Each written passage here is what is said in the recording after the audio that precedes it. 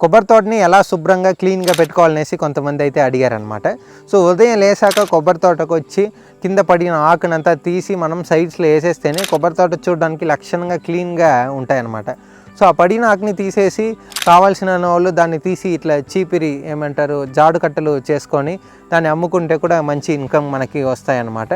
So చేసిన మట్టలు ఉంటాయి కదా, ఆ మట్టల్ని తీసి సైడ్స్లో వేసేస్తే దాన్ని కూడా ఎవరైనా వచ్చి వ్యాపారులకు ఇచ్చేస్తే ఏమైనా ఇట్లా ఇటుకలు చేసేవాళ్ళు కానీ లేదు దాన్ని నిప్పి వెలిగించే వాళ్ళు కానీ ఏమైనా కోల్ తయారు చేసేవాళ్ళు కానీ తీసుకెళ్ళి దాన్ని కూడా మీరు అమ్ముకోవచ్చు అనమాట. ఇట్లా సైడ్స్లో వేసిన ఆకులో పాములు కానీ లేదా తేలు కానీ కొన్నిసారి ఉంటాయి. అది మాత్రం తీసినప్పుడు కొంచెం చూసుకొని జాగ్రత్తగా చేసుకోండి. తర్వాత 3 monthsకి ఒకసారి తోట అనేది దున్నడం అనేది కంపల్సరీ అనమాట. అప్పుడే మనకి పైన ఉన్న సాయిల్ కిందికి వెళ్తుంది, కింద ఉన్న సాయిల్ పైకి వెళ్ళడం వల్ల మనకి సాయిల్ అనేది ఇంకా ఫెర్టిలిటీ ఇంక్రీజ్ అవ్వడం వల్ల చెట్టు కానీ లేదా తోట కానీ సాయిల్ మనకి హెల్తీగా ఉంటాయన్నమాట. అప్పుడప్పుడు తోటలో వచ్చి కాయలు ఎలా ఉన్నాయి, ఇట్లా మొగ్గలు పడుతున్నాయా, ఏం చేయొచ్చు అనేసి కూడా ఒకసారి చూడండి.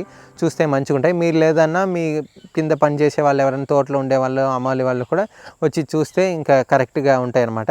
ఫామ్లో కోకోనట్ ఫామ్లో బార్డర్స్లో మీరు లెమన్స్ కానీ లేదా ఇంటర్ క్రాఫ్టింగ్ కింద మీరు అవకాడో కానీ లేదు కోకా కానీ అదంతా వేసుకుంటే మీకు డబుల్ ఇన్కమ్ జనరేట్ అవుతుంది.